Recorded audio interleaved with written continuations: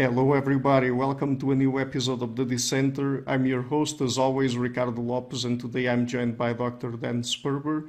He is a researcher at the Institut Jean Nicot and a professor in cognitive science and philosophy at the Central European University in Budapest. He is the author of numerous articles in anthropology, linguistics, philosophy, and psychology, and several books, including Meaning and Relevance with Deirdre Wilson, Rethinking Symbolism, Relevance, Communication and Cognition, again with Deirdre Wilson, and The Enigma of Reason with Hugo Mercier. So, Dr. Sperber, welcome to the show. It's a pleasure to everyone. It's a pleasure to be here. Okay, so let's start with a somewhat general question. What are the aspects of human cognition you're most interested in? Well, generally, I'm interested in those aspects of cognition that have to do with social interaction. I mean, I come from the social sciences. I started as an anthropologist and a sociologist, and my interest in cognition, cognitive science, developed from the conviction that a good part of the explanatory factors of human social life have to do with the makeup of human minds. And so there are many aspects of cognition. Many of them, in the case of human cognition, are geared to social life. And these are the aspects I'm mostly interested in. Mm-hmm. So they're mostly social phenomena. Well, but it depends how you define social phenomenon. So, for instance, clearly, if you take social cognition in the usual sense, cognizing social phenomena, that has to do with social life. But then so does communication. It's a social activity. So does mental state attribution, so-called theory of mind. It's also about relationship with others. But you can go beyond that. So how much of human reasoning, for instance, is itself geared to social life? And with Hugo Mercier, we have argued that a lot of it is. Johannes Marr, for instance, in his work on episodic memory, also sees episodic memory as a way to give a basis for credibility, for trust. So, you might think, oh, it's an individual phenomenon, episodic memory. Well, it may be geared to sociality. So it's an open question, really, which aspect of human psychology have to do mainly with social cognition. And I think it could be argued that all of them, to some degree, are affected by the fact that we are social animals, the kind of social animals we are. And so, in a sense, you cannot just study those mechanisms that are, specialized for social interaction without studying the human mind globally. Mm-hmm. Studying the human mind globally, but I mean, when you want to understand how a social phenomena works, how do you look at the role played by individuals within a collective? Well, I'm not sure I would put the question in those terms. Mm-hmm. We approach, some people would like the question just the way you formulated it. And there are the people who basically think of a society as a kind of multi-agent system. Mm-hmm. So they focus very much on individual agents, on agency, on the choice of individuals. In sociology, this has been, the kind of methodological individualistic approach. In cultural evolution, this has, you find agent-based models of cultural evolution, and all that has, yielded a lot of very useful, important work. So I'm not suggesting that this is not a fruitful approach. It is, but it's not the approach I favor. I'm interested because I'm interested in social and cultural phenomena. I think you're dealing with kind of causal chains of both mental states, behaviors, artifacts, which occur both inside individuals and in the common environment between individuals. So now we are communicating. There are things happening in your mind, there are things happening in my mind, and there are things happening in the environment between us, which happens to be mediated by the internet, but it's a causal chain that is neither happening just in you or just in me. And so when you might say, oh, okay, but then we should study what's happening in Ricardo on the one hand, what's happening in Dan on the other hand, and maybe what's happening on the network. And yes, that's certainly true, but I'm interested in the whole chain. And so I'm not separating, I'm not focusing more on the individual than on the event, the chain itself. My focus is the chain of events and the things that get constructed or destructed, or both culturally, socially modified in the chain of events. Mm-hmm. I understand. What about culture? Is culture a biological phenomenon? Well, I think you had other participants in your podcast say this is a false dichotomy. So because you have culture or psychology or culture or gene or whatever, biology, and so it's everything that humans do is done by a biological organism. So biology is always present. There's nothing happening in human affairs which is free of biology. But the relative role of evolved mechanism, on the one hand, and factors which emerge at the scale of groups, at the scale of societies that have very much determined by the environment and the history of the group, are also present. And the equilibrium between those which have a strong evolved basis, biologically evolved basis, and those factors which have to do with both the human and natural environment to which these evolved mechanisms adapt. The balance between these two types of factors is to be studied in each and every case. There is no sense in saying, oh, it's more this, it's more that. Mm-hmm. So tell us about your concept of epidemiology of representations.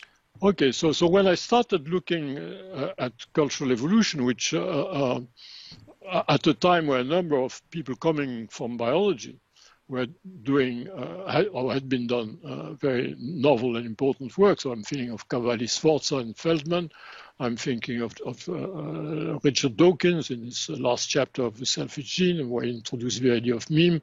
I'm thinking of Boyd and Richardson. They were mostly influenced, or wholly influenced, by biological ideas. In my case, I came from the social sciences. I assumed the naturalistic framework. I assumed indeed that the obvious, that humans are evolved organism, and that what makes them capable of culture is the way they have evolved biologically. And so that's why the humans have the culture they have, and other species either have no culture or have a very different and much more simpler culture than humans have. But I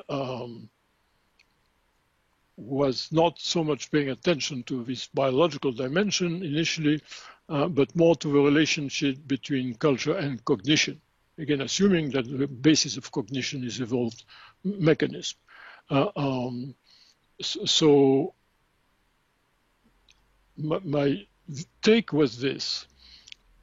First, when you're dealing with culture, you're not dealing with one population of phenomena, but two populations of phenomena. So one population are the hosts, in this case, the humans. And the other population are the bits of culture, the cultural items, which are being hosted by humans, which develop in humans, get transmitted from one another, human to another, modify the environment in which humans live, cause them to have a niche, an environmental niche, which is very much transformed by, indeed, a culture that is by this complex. We were talking about causal chains that go from one individual to another. No, and I was talking about the podcast we're doing now, as if it was just a conversation between you and me. We know that this is done for an audience. So, you're trying with your podcast successfully to change the culture.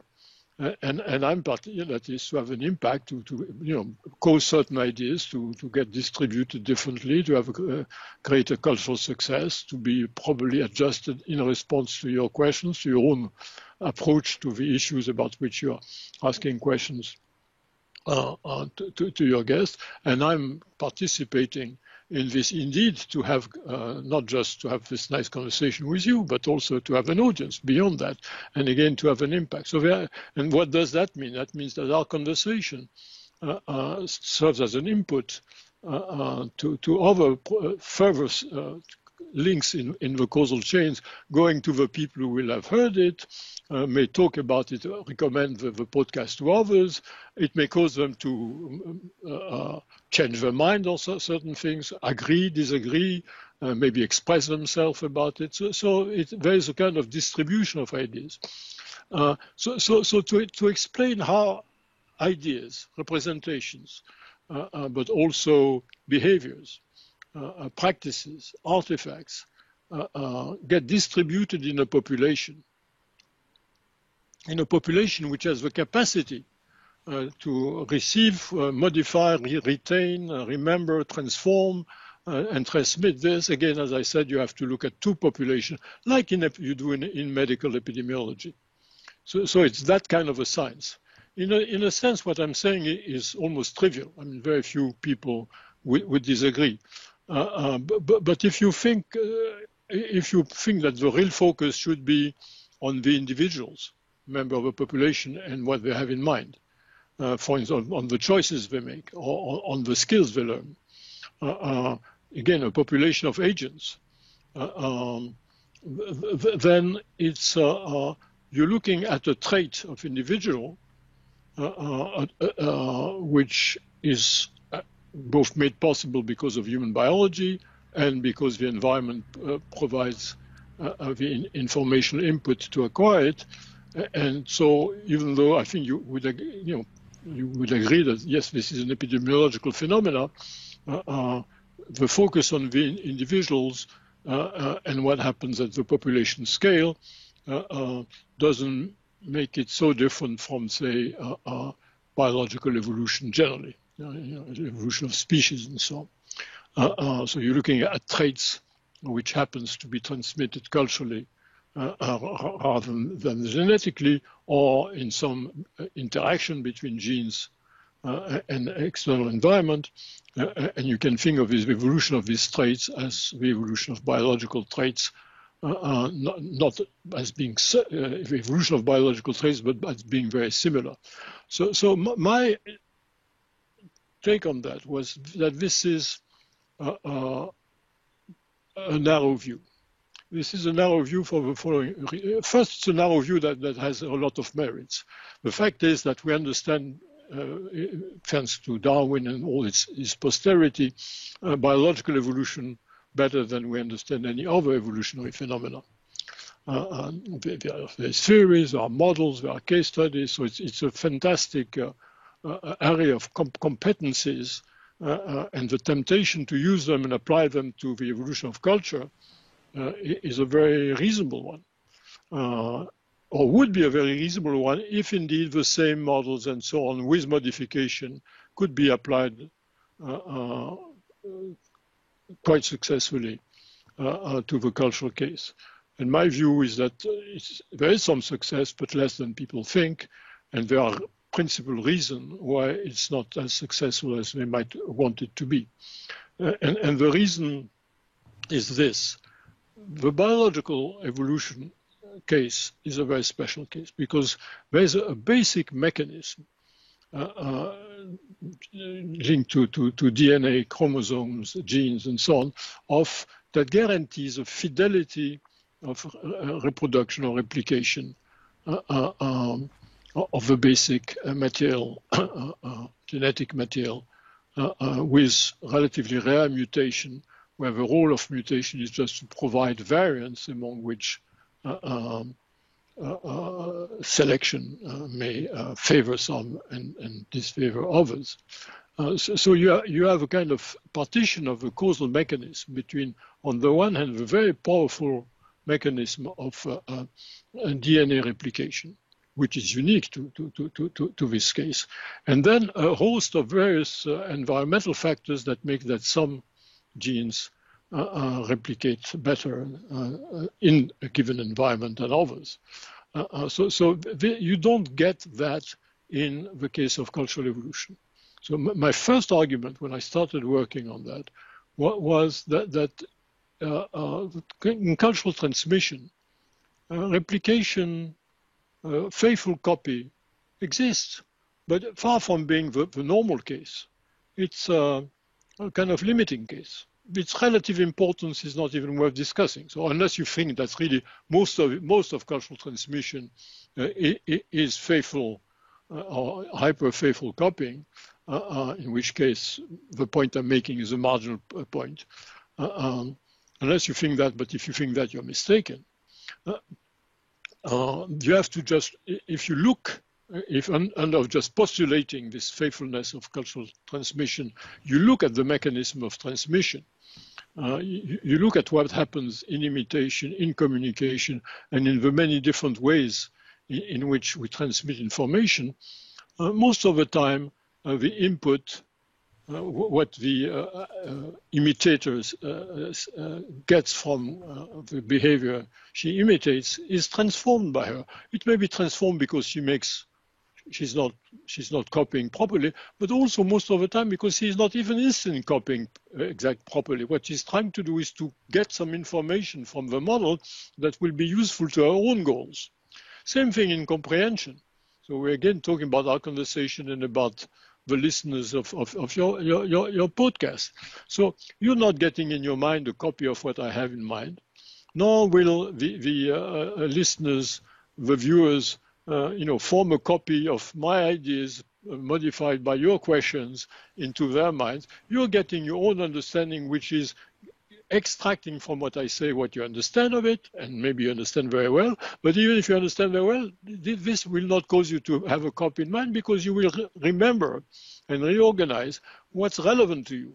And this is the same for your auditors. So in the transmission of information, transformation is the normal thing, in part because of failure of preserving the initial information, but more importantly, because of constructive process, which make each individual in the process readjust the information, extract from information what's relevant to them, and readjust their own production, their own behavior, their own ideas on that basis.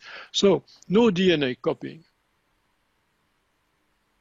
No faithful copying, again, it's not that it doesn't occur in culture, but it's a relatively limited phenomenon.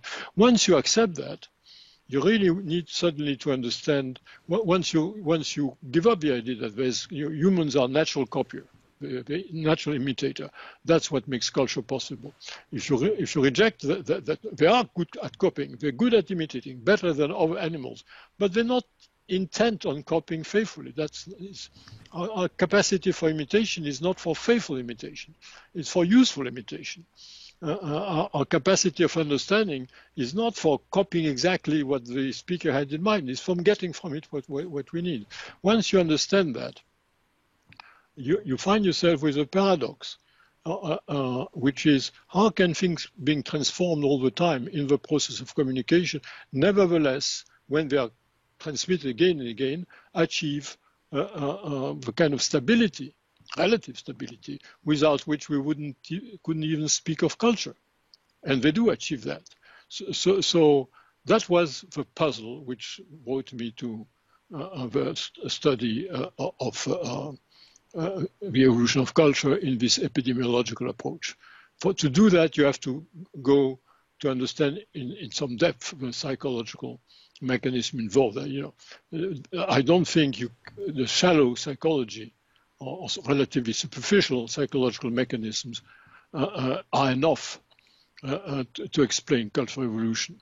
So what I mean by shallow mechanism are for things which are real and which do play a role in causal in the cultural transmission. Things like, take the prestige bias hypothesized by Boyd, Richardson, Joyner, Henrich, and so on. So let's assume that there is such a prestige bias. It's still a contention issue, what exactly it is, what role it plays. But so that means there's a bias in which source of information you're more likely to accept and to imitate or to accept.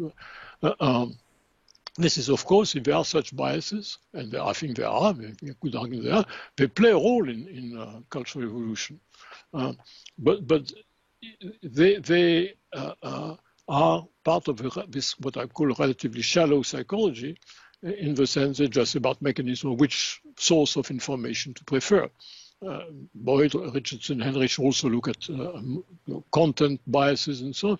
But so my view is that you need a much more complex take on the cognitive mechanism to understand how things get transmitted, get transformed, and how in spite of it, because this is the main puzzle, how in spite of all this transformation along the way, they do manage to stabilize. So the cognitive mechanisms that humans have evolved and that they develop in various cultural contexts are crucial factors of cultural stabilization.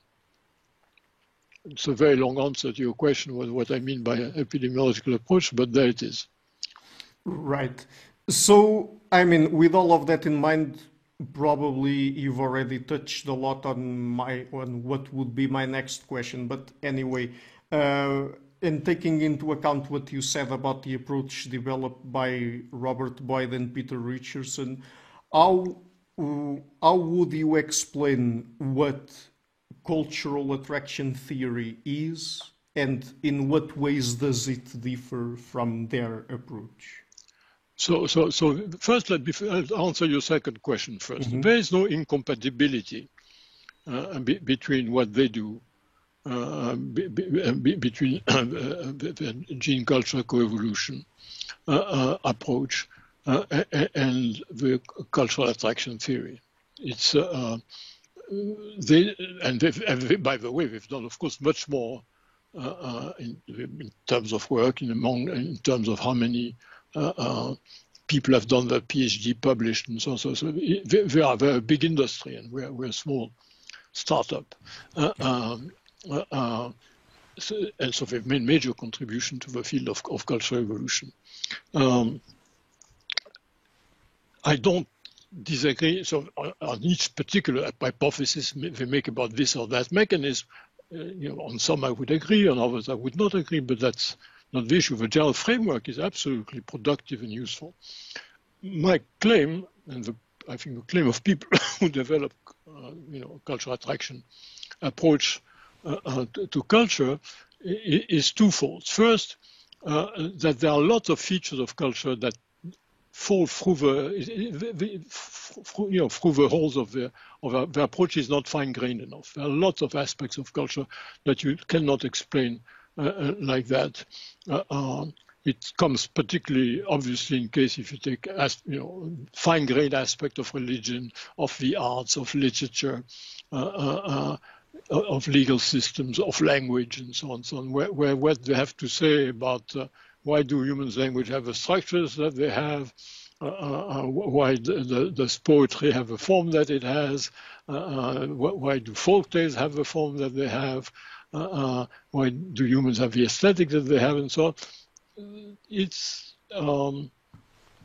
not that they don't contribute to studying this question, it's that the answers are coarse-grained. And if we want to go to a more fine-grained manner, we have to look indeed at the detailed cognitive mechanisms that are involved in transmission. And what the notion of cultural attraction relates to what I was talking about before in the following manner. As I said, the puzzle, once you realize that you don't have any cultural DNA, that stability is not provided by faithful copying. I'm not saying that copying and relatively faithful copying doesn't contribute to stability, but it's very far from explaining the high degree of stability that we have in culture, and without which we wouldn't have culture at all. Once you understand that, you have kind of paradox. How can things stabilize if they transform each time they get transmitted, or at least very often? And the answer is that they don't transform randomly. They don't go in all kinds of directions. In some cases, I mean, a lot of information does transform randomly and basically get lost. Entropy wins and doesn't become a stable part of a culture. So much of information is being transmitted among humans all the time and doesn't become part of the culture. But a number of types of information, knowledge, skills, practices, and so on, even though they do transform quite typically from one individual to another, they transfer at the same time. They don't transform randomly, but they gravitate around a zone of or a point of attraction. So if you take folk tales, for instance, they typically have a structure with a hero having a certain goal, meeting obstacles, overcoming the obstacles, and reaching the goal at the end. And it's a much more detailed structure that you find again and again across folk tales. So people who tell, in oral tradition, who tell folk tales, each teller tells it a bit differently. If they move away from this optimal canonical structure, that's okay, that happens all the time. But the chance is that the next person in the chain will move away from what she heard and will happen to go back towards the canonical because it's the attractor. It's a psychological mechanism, have a preference for certain type of organization of tales, of bodily action, of memorized information, and so on. But they are not all just these kind of psychological factors of attraction that cause transformation to convert. They are also ecological factors of attraction. So if you to take a very trivial example, if you just think of imagine a population that has a certain food which is based on a certain type of cereal, and they emigrate to another region where you don't have that kind of cereal. Again, there's another one. So they will develop recipes which are adapted to the local vegetable opportunities, cereals in particular, provided in the new environment. So that will create a constraint, or both give an opportunity for developing a range of recipes, ways of eating, and so on, and also on the constraints, on the variability of what you can do. So you can try lots of things with the ingredients that you find in your country, Portugal, and in my country, France, and so on, But they tend to converge because the opportunities provided by the ingredients available locally cause all this attempt at novelty, which are indeed do achieve novelty, not to go just anywhere, but to revolve, converge, gravitate around a few solutions of the problems posed by the combination of our needs for food and the availability of ingredients in the local environment. So convergent transformation, on this view, is a crucial aspect of the explanation of cultural stability. This convergent transformation means there has to be conversion toward what? Towards what we call an attractor. An attractor is not a physical thing that attracts. It's a statistical property that makes that a number of factors cause, in some cases, again, not always, transformation to converge. So you get clusters of various recipes of a dish, various way of pronouncing a word, various version of a folk tale, and so on, and they cluster around an attractor. So cultural attraction theory says, far from being the case that transformation are incompatible with the stabilization of culture, they contribute to explain it in those cases where they converge towards points of attractions, towards attractors.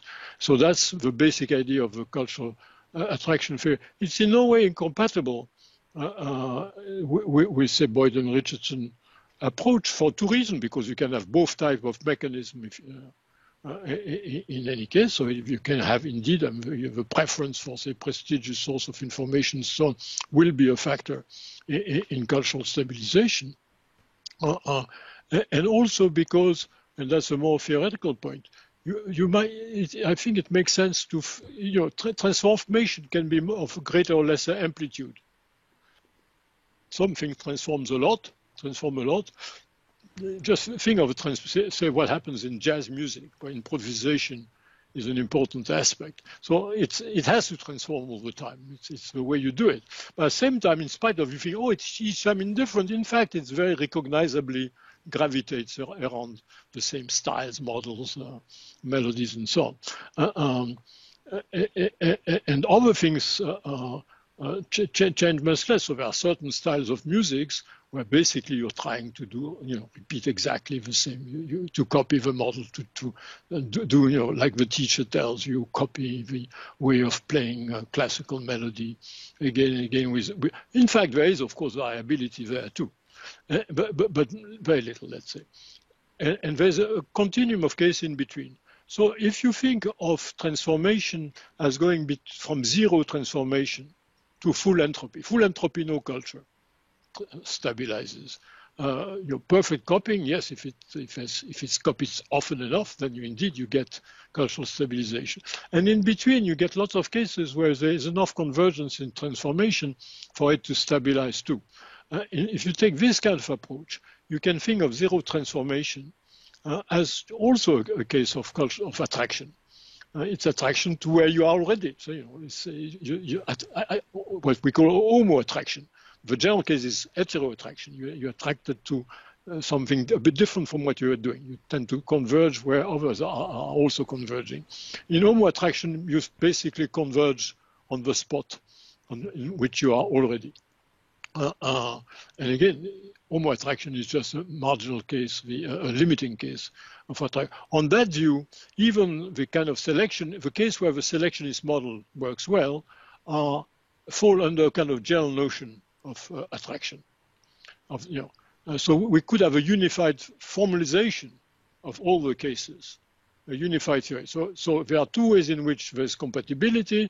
One which I think they would agree with. Yes, you can have cases of both the kind of mechanism they study and the kind of cultural attraction mechanism we study, and they may all have a place in a full explanation of cultural phenomena. And the second thing, which is more speculative, and we might not agree on that, is there may be a unifying conceptual framework. So you've already also mentioned some of the distinctions between genetic or biological evolution and cultural evolution. But I would like to ask you, is there any way for us to rigorously make a case that there would be enough similarities between genetic and cultural evolution for us to call it Darwinian as well, or not? Well, it depends what one means by Darwinian. So you can take that. If you can take a fairly narrow sense of Darwinian, where it means selection. The process like natural selection is the central process explaining complexity, explaining the existence of adaptations and so on. In that case, I would say there would be some degree of disagreement to how much cultural evolution is Darwinian in that sense. I would say there are some Darwinian processes in it, but most of it is not. If you take Darwinian in a wider sense, which is, you're talking about the evolution of a population. So Darwin in the following sense, you can think of the word evolution, is used in lots of science and philosophies in various sense, and you might think of the evolution of a single organism or the evolution of a society, one society, and so on. So that means changes over time, okay, of a whole system. What Darwin did in particular was, and that it was Ernst Mayr who really developed the point convincingly, is think of it in populational terms. You're talking about the evolution of a population. So in the population you have many types which differ from one another and have different frequency. And you can look at the evolution of the types over time in terms of their frequency over time. So some types may just vanish and go down to a frequency of 0. New types may emerge. Their relative frequency changes over time, and it changes because of largely internal factors internal to the population. So if there's a major change because there's a catastrophe and one type is eliminated by an asteroid, that's not evolution. That's in the populational sense. It's an external factor it's a change, of course, a major change, but it's not caused by some internal dynamics. So when you get this change in frequencies of types in a population, largely because of internal factors, because of the way the members of a population, organism or cultural items or events or whatever, affect one another, then you're dealing with a Darwinian evolution in the larger sense. In this larger sense, I would say that I think that cultural evolution is Darwinian. We should all agree that it's Darwinian in this larger sense.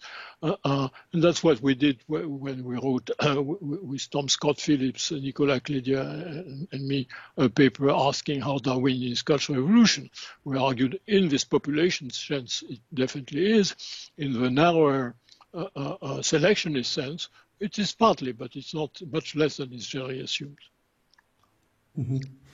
So before moving on to other topics, and since we've already touched on the relationship between your approach and the approach from the so-called California School of Cultural Evolution, Boyd and Richardson, I would like to ask you, what do you think about memetics, and why is it that, as far as I understand it, it has not been as productive as yours and Boyd's and Richardson's approach? Well, first, in a way, it's been an extraordinary cultural success. I mean, memes became a word of the ordinary language, of course, with a change meaning in the process. And a lot of people, have mimetic as a kind of frame of reference that they use fairly superficially. It hasn't had much impact in the social sciences. Very few anthropologists have found it useful. The people who defended it were not particularly interested in this empirical issue.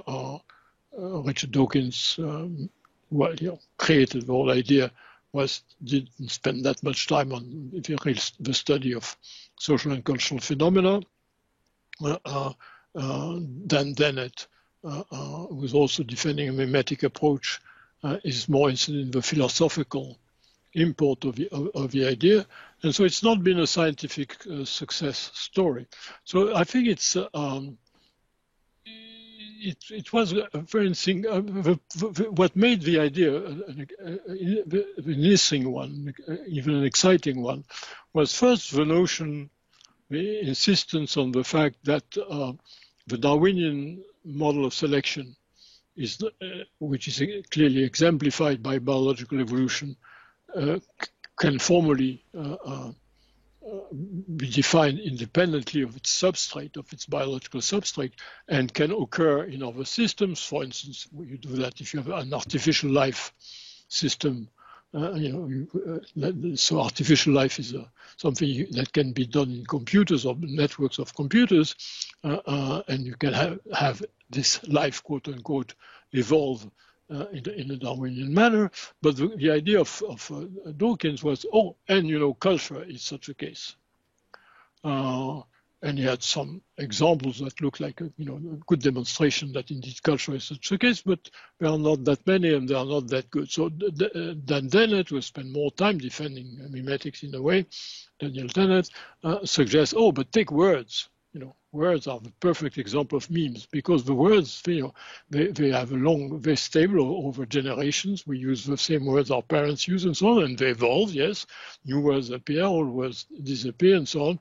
And the pronunciation, the way we utter them changes over time. But it has lots of features of nice Darwinian evolution. So was a very good example of memes. And the argument I have with Dan Dennett is this: if you look at the phonetics of words, of the phonology of words, yes, that's good. I mean, they are one of the most meme-ish thing you will find in culture. It's to understand the way they stabilize. I think you have to look at the ways infants and humans acquire word sound. They are special, so it's not a gel copying mechanism. There are specialized mechanisms both for producing, hearing, and reproducing word sounds. But clearly, there's a system which is reasonably well described, even in a very superficial manner, as a mimetic system. But words have two aspects. There's sound on one aspect, but there's meaning on the other side. So now if you look at words, at the semantics of words, there's nothing to copy. How do you copy a meaning? To copy is to see something, to perceive something, and then reproduce it. But you can't perceive a meaning.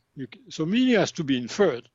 And that involves fairly complex cognitive mechanism. Moreover, it changes in every context. The same word takes a different value in each utterance in which it's used, which is adapted to the context in which it occurs. So it's not there to be copied. It's and in many cases, you can see people using a variety of different meanings with the same phonology.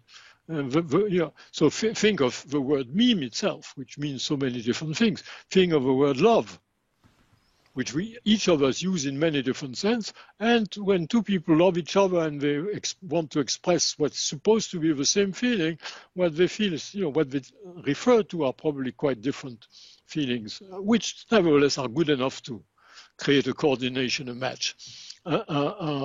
So I would say yes, the sound of words are mimish. The meaning of words, it's a matter of cultural attraction that they stabilize at all. They don't get copied. The meanings don't get selected and so on. So the reason why it didn't do better, the meme model, is because although it's exciting because it's a very simple idea, but it doesn't really apply to a wide variety of social phenomena. It's not really explanatory. Let me say one more thing in favor of mimetics. So one idea which I think is important, the mimetic is an anti-adaptationist view of many cultural items. It says anti-adaptationist in the following sense. I mean, in a way, when I'm putting like that, it's exaggerated. But many students of culture, say people who come in particular from behavioral ecology, expect a cultural trait to be adaptation for the organism who are the host of the trait. It will contribute to a biological fitness. The fact that it's not transmitted through the gene, in a sense, for them doesn't matter. Prior, what we expect is that cultural traits will be biologically adaptive. And they've done a lot of very interesting work, giving great examples of this being the case. So it's a productive research program again. But the point that Dawkins was making is the success of a meme, of a cultural trait, doesn't depend on the good it does for the people who transmit it, to the degree to which it contributes to their biological fitness. It depends on its ability to reproduce itself, to cause its own reproduction. It's selfish meme, just like selfish gene, but with different consequences. And I think that's correct. So again, there are many cultural traits which are also biologically adaptive, but and of course, a cultural trait that would cause people to all commit suicide would not move to the next generation, by definition. But most cultural traits don't have such effect on the biology of their carriers or their host to either secure their own distribution through the biological success of their host, or compromise it by compromising the biological success of their host. So if you think of, again, take the example of cuisine, and so of course cuisine has to secure that it has to be compatible with our needs for food. But then you can have a pastry which is round, you can do your torta round, or you can do them square, and you can put crust on top or above or both. So there are lots of possibilities which don't make any difference to biological fitness, but for which there are strong cultural ideas. This is the way we do it, and they're very typical aspect of culture. So the capacity of certain cultural traits to foster their own success, either on their own or in relationship to other cultural traits, kind of coalition of cultural traits which foster their own success, is indeed explanatory. So that, I think, has been a good contribution of Dawkins and the mimetic approach, but they themselves don't have the means to exploit it usefully for description of explanation of actual empirical case of cultural evolution. So for Dennett, it serves a kind of philosophical purpose. But if you're an empirical scientist, social scientist, or student of culture, it's just saying, oh, you don't have to look for the adaptive value of cultural trait. If you find, or you should at least expect each and every time that you will find one. If you find one, yes, that's interesting.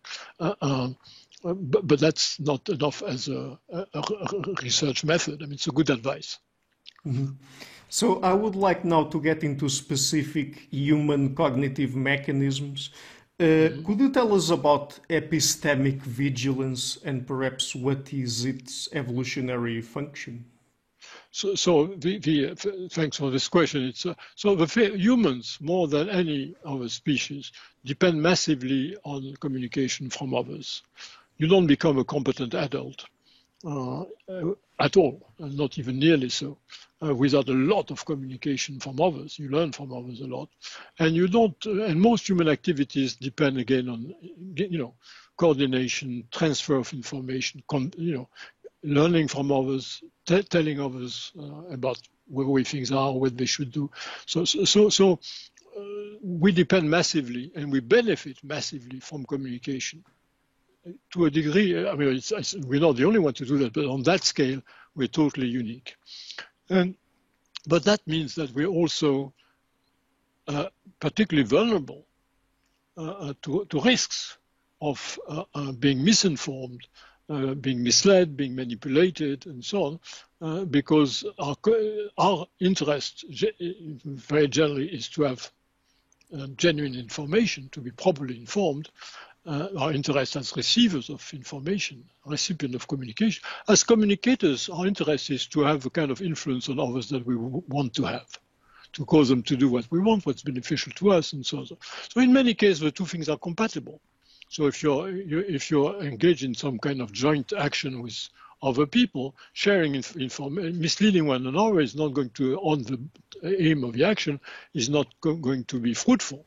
So there are lots of cases where honest communication is in the interest both of the addressee and the communicator. But this is not universally the case, far from it.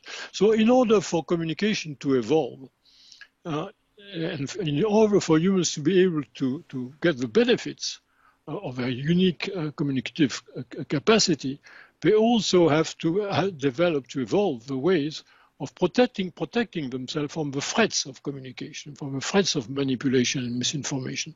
So the basic hypothesis that a few colleagues and myself developed, and that were kind of put forward in a kind of programmatic article called Epistemic Vigilance, quite a few years ago now, was that there is no single mechanism to protect yourself from misinformation from others. So whichever kind of mechanism could have evolved in a cost-effective way to help with such effective filtering of information, keep the benefit, don't protect yourself from the risk, is likely to have evolved. So that's the general idea of vigilance. But so we think of epistemic vigilance as a suite of, not as one mechanism, but as a suite of different mechanisms, each one helpful enough in filtering information, in evaluating, very rapidly. So some of these mechanisms are about the source of information, whom to trust. The kind of thing that, for instance, Boyd and Richardson and Heinrich have developed in the source biases they've studied. Indeed, which source should you trust? Which source should you imitate? If it works effectively, it should indeed converge with the kind of epistemic vigilance mechanism we're talking about.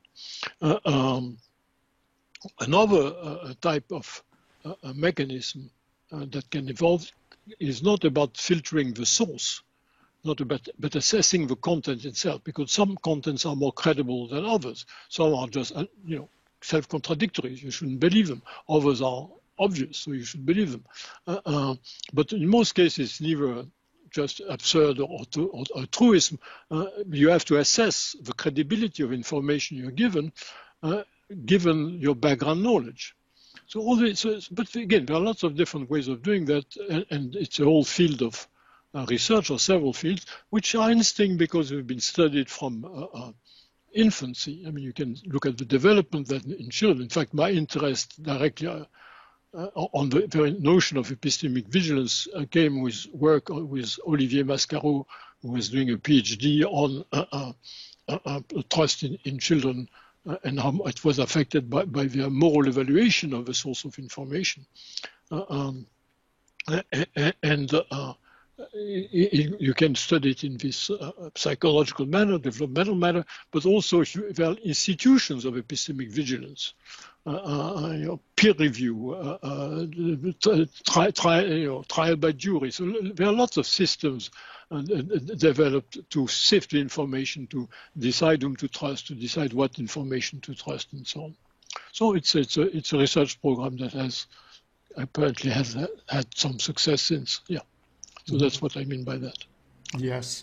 But since people have this mechanism, epistemic vigilance, nowadays we hear a lot of people talking about, for example, the effects of fake news, misinformation, how people are exposed to conspiracy theories and how they supposedly fall for them, etc. The literature on biases and heuristics as well. So can we say that people are gullible? So the general answer is no. And I think you've interviewed my collaborator and friend Hugo Mercier, and in his book Not Born Yesterday, he goes very much against the idea that humans are as gullible as is being said, that fake news works so well and so on. No, conspiracy theory, fake news and so on affect the minority of people. They may affect all of us as a source of entertainment. I mean, there's some pleasure in feeling indignant. So you hear something absurd, put by QAnon or whatever, and sure, you pay attention, not because you're tempted to believe it, but you feel indignant. So indignation is a self-rewarding kind of emotion, very social kind of emotion. So a lot of, many of his stories are stories of a kind that would be relevant if they were true. I think Sasha Altai also has been one of your guests, and he has developed this idea. But few people fall for them that they actually believe. But the fact is that it may be, in some cases, the fact that a few people believe a stupid idea doesn't matter. So, if there are flat earthers, it doesn't affect us at all. If there are 1%, I imagine there are not even 1% people who believe that the Earth is flat, but even if there were 1%, so what? So, who cares? When, on the other hand, there's 1 or 2%, maybe 3% of people who believe that a candidate to the president of the United States is part of a Satanist cult and so on, a movement of 1 or 2% vote can change who becomes president. So in terms of so it's not a proof of general gullibility. It's a proof that the political systems are such that they are fragile. They are, indeed to the gullibility of a minority, which is a very different problem. So, do you think it is a good question to ask if people are rational or irrational? Well, so that's with Hugo Mercier, we've written this book called The Enigma of Reason, where we address that in greater detail. But it's been a topic of interest throughout my career. I mean, I wrote about apparently irrational beliefs a long time ago, so it was in the early 80s. And I've been interested in religious beliefs, which, unless you actually are a follower of a given religion, to all the others it appears irrational. And that means that given that no religion has a unanimity of, has a majority position in the world, every religion has more people who think that it's irrational to accept it than to follow it. But the question is not whether people are rational or irrational. Rationality is, in my view, is used in many senses, but possibly the most interesting or basic sense is this. It's the property of an inference system that's functioning well. If you think of the eyes, they have a property of well-functioning, which has to do with acuity of vision, absence of distortion, and so on. Inference, which is not one mechanism, but many different mechanisms. Most cognitive mechanisms are inferential mechanisms in some sense, and to work in such a manner that they do inferences that is warranted by the input information in a cost-effective manner. Because we're talking about bounded rationality, is what rationality means in this very basic sense. And of course, human beings are rational because they depend massively on inference. They do inference all the time, and so on. It's just like saying that having eyes means that you're capable of processing visual information and extract from it information about the source of the visual stimulation. It's just a good functioning of any mechanism. Of course, also, like all biological mechanisms, they don't always function well. They have failures and so on. So we're more or less rational in some ways, in different ways, at some moments, at other moments, so on. But basically, we're rational animals indeed, in that sense. There is another sense of rationality, which is also highly relevant, which is, I think, a more social sense, which has to do with our ability to give reasons for what we do. So a sense of to be rational is to be able to rationalize your ideas, that is, give reasons for your ideas, your decisions, your criticism of others, and so on. So a lot of our interaction consists in giving reasons, not in a dramatic manner. I mean, you ask me, do you want to come for dinner? And I tell you, oh, I've already eaten. I'm giving you a reason for saying no. So it's not a reason for why I voted for so and so, a reason why I believe that naturalism is a better philosophy than dualism or whatever. So reasons are very much part of our small reasons of our daily interactions. We give reason, we also listen to the reason of others, we evaluate them, we criticize them.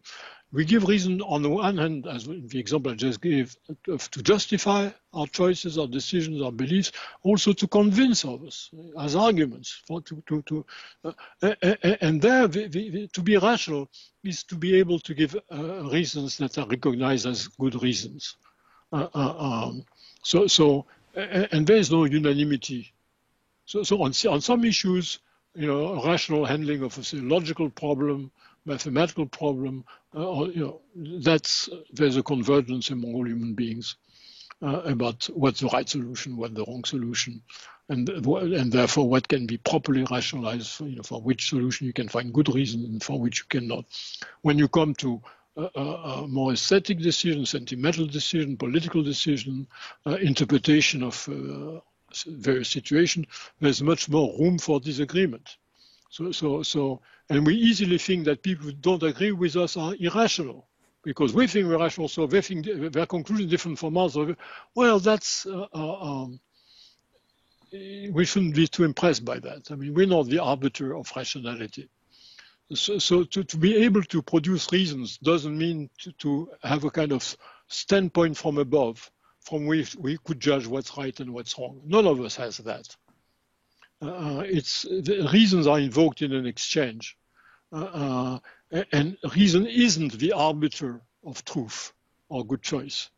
It's there are various criteria for judging good and bad reasons, but they don't give you with final answers that we should all accept. What they allow us is to engage in an exchange of reasons, and often, not always, to convince one another, to converge. So they certainly don't create a general convergence on everything, but in many things, many situations, among people who share some common interest in finding the best solution to a problem. The problem may be, what are we going to have for dinner tonight? Or it can be, what should we give to the children for Christmas? Or it may be, what policy should we have to treat the COVID pandemics? So they can be small or big. Discussion among people who have the same interest in finding the best solution tend to favor the emergence of better solutions. No guarantee. So rationality in the social sense has to do with our capacity to produce reasons, to appreciate the reasons of others. None of us is the judge of rationality. The sense that we have that people don't agree with us are not rational is preposterous. We cannot put ourselves above in this manner, but it's a very different sense from the first sense. First sense, almost biological sense. We have a function. We have functioning inferential system. Good functioning is rational functioning. The other one is a social form of interaction focused on reasons. And there's often a lot of confusion between the two, and one assumes from the fact that there are disagreements about reasons that therefore humans are not rational. It's neither here nor there. It's a superficial way of evaluating rationality. You and I have argued. Mm-hmm. So I would like to ask you one final question about reason, but before we get into that, just a sort of introductory question, more general. What is your position on massive modularity of the human mind? So I think I'm the one who was the first one to say that the mind might be possibly massively modular.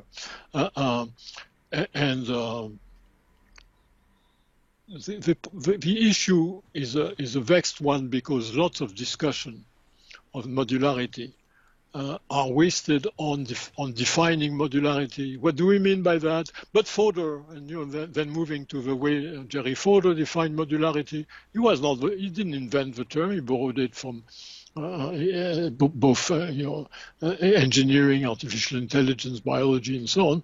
And it had Marr had used it before him. Many people in AI. So there's a lot of fairly useless discussion of modularity among people who are more attracted to philosophy, and I would have given it up altogether, talking about modularity, if it were not for the fact that it's a fairly important aspect of biological system in general and cognitive system in particular. So biological systems have subsystems which fulfill different functions, and which have evolutionary trajectories which are different, which fail in different ways, and so on.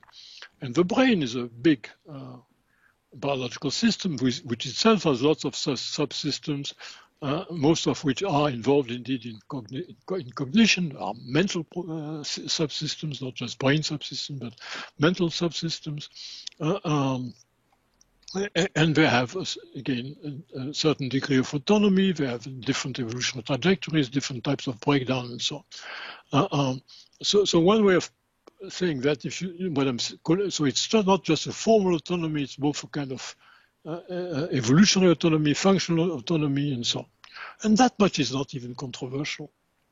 If you now bring in, so you can say all that without using the word modularity or module, and then nobody will basically object.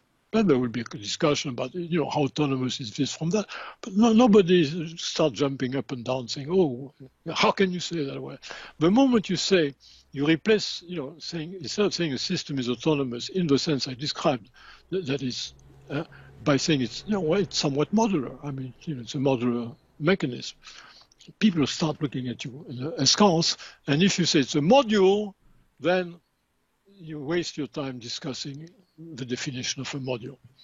The reason why I'm not giving up, nevertheless, on maybe I should have not, I'm tempted now not to use module anymore, but to use modular as an adjective and say cognitive systems, biological systems are more or less modular.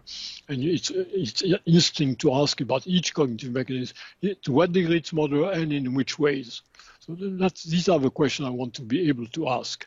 And modular is the notion I need to do that. Call it a module, maybe less important, but it just means the same thing, because to say that a mechanism is a module is to say it's a modular mechanism. Fine. Okay. So understanding this relative degree of specialization of different mechanisms, the fact that, again, that their substrate is different, their evolution is different, their dysfunction is different, is really very important to doing cognitive science. And in fact, one way or another, everybody does that. Reflecting more generally about the role of modularity in the evolvability of biological systems is quite important. And there's a lot of work in people who are not talking about cognition at all, about biological modules, pointing out that the fact that indeed biological systems, which are quite complex, have relatively autonomous systems, have different evolutionary trajectories, different malfunctions, so on and so on, helps explain the very possibility of evolution. All this makes me think that it's indeed an important aspect of understanding biological systems in general and cognitive systems, subsystems in particular, and that it should not be given up. I've had for many years the problem of not giving it up without getting bogged down, as I said, in useful terminological discussions. I guess I have to live with that. So as I said, maybe one strategy is to stop talking about modular and just say modular systems, modular mechanism. I think people will be less incensed.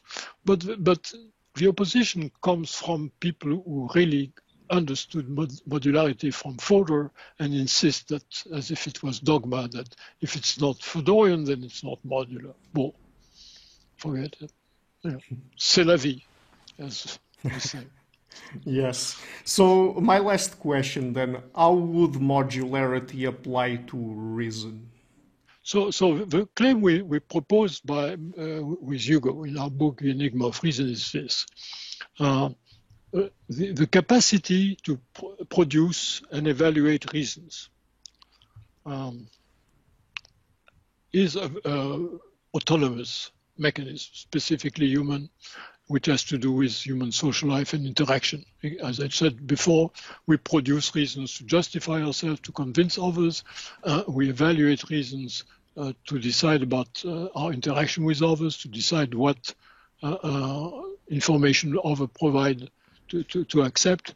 It's all, again, about reasons, the natural environment, so to speak, of reason in that reasons. In that sense, is a social environment of cognitive exchange.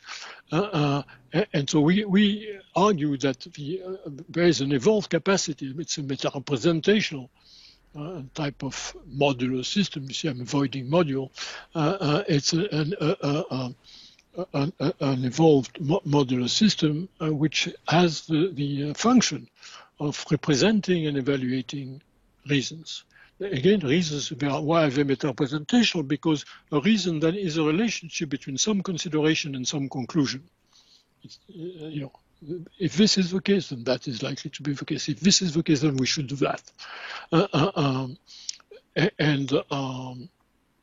We give a number of arguments why we think it's indeed an evolved system. It's not a culture, it's not something that was invented by the Greek. It's found around the world. Children start using reason fairly early, well before they've been to school, and so on. So that may be right or wrong, but that's what the claim is. So yes, it is a modular system, and quite different from the traditional view of reason, which is seen as a kind of overarching capacity, faculty that somehow guides the whole of cognition towards better knowledge and better decision, and does that in each individual for the sake of the individual. So we think that this is an illusion. There is no reason in that sense. That doesn't exist. We said before, we're rational animals, not because we have reason in this Cartesian sense, but because we have lots of cognitive mechanisms, financial mechanisms that are functioning reasonably well, so that produce rational inferences in that sense. And then we are rational animals also in this added sense that in our social interaction, we exchange reasons all the time. But the two things are related but separate. So on this view, reason is one modular mechanism among others. It's not an overarching faculty or capacity that would be both the guided and the arbiter of all epistemic and practical decisions. Mm-hmm. So, Dr. Sperber, I've already referred to some of your books in the introduction. Before we go, would you like to mention any places on the internet where people can find your work? So I've got actually a website which is dan.sperber.fr, since I'm French and based in Paris, where I try to post most of my articles. But now, most things I'm very much an open access type of guy, quite militant of that. I try to put everything I can on the web. I encourage your hearer to do what I do myself, use pirate, so-called pirate sites like Science Hub and LibGen, and get everything they need from me and from everybody else.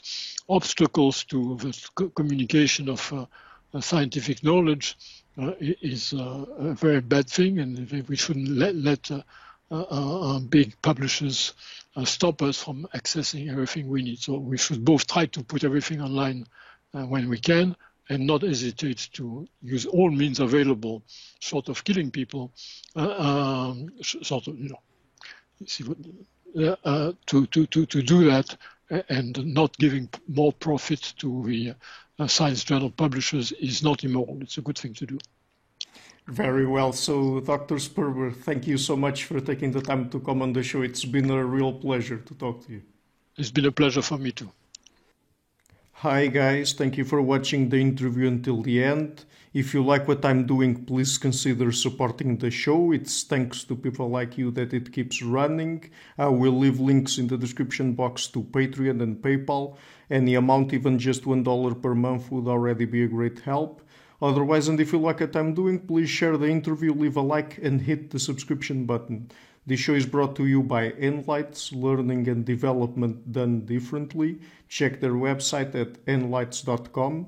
I would also like to give a huge thank you to my main patrons and PayPal supporters: Karen Litske, Anne Blanchett, Pererga Larsen, Lau Guerrero, Francis Ford, Hans Frederick Sunder, Ricardo Vladimiro, Craig Healy, Adam Kessel, Olaf Alex, Jonathan Wiesel, Jacob Klinkby, Matthew Whittingbourd, Arno Wolf, Tim Hollacy, Enrique Alenia, John Connors, Paulina Barron, Philip Force Connolly, Jerry Mueller, Herbert Gintis, Rutger Vos, Bo Weingard, Rebecca Newberger Goldstein, Dan Demetrio, Robert Windiger, Rui Inácio, Arthur Coe, Zup, Marco Neves, Colin Holbrook, Susan Pinker, Bernardo Seixas, Pablo Santurbano, Simon Colombo, Jorge Espinha, Phil Kavanagh, Corey Clark, Mark Blythe, Roberto Inguanzo, Michael Stormir, Eric Neumann, Samuel Andreff, Tiago Nunes, Bernard Ugni, Alexander Dunbauer, Fergal Cusson, Evan Bodrenko, Al Herzog, Don Ross, Jonathan Librand, Oslan Bullitt, Nathan Nguyen, Stanton T, Samuel Correa, Eric Hines, Mark Smith, J.W., João Eira, Tom Hummel, David Sloan Wilson, Yacila Des Araújo, Eden Solon, Romain Roach, Dmitry Grigoriev, Diego Londoño Correa, Tom Roth, Yannick Punter, Adana Rusmani, Charlotte Bliss, Nicole Barbaro, Adam Hunt, Pavel Ostazewski, Nelek Bach, Catherine and Patrick Tobin, Al Ortiz, Guy Madison, Gary G. Hellman, João Linhares, Lida Cosmidi, Sam Afzal, Adrian Yegi, Nick Golden, Paulo Tolentino, João Barbosa, Jules Price, Edward Hall, Edin Bronner, Franca Bortolotti, Gabriel Pons Cortez, Ursula Litske, my producers, Isar Webb, Jim Frank, Lucas Stafinia, Keon Gilligan, Luis Caetano, Tom Vanagdam, Curtis Dixon, João Linhares, Benedict Mueller, Vega Guidi, Sardos France, and Thomas Trumbull, and my executive producers, Michel Rugieski, Rosie, James Pratt, Matthew Lavender, Sergio Quadriano, and Bogdan Kanivets. Thank you for all.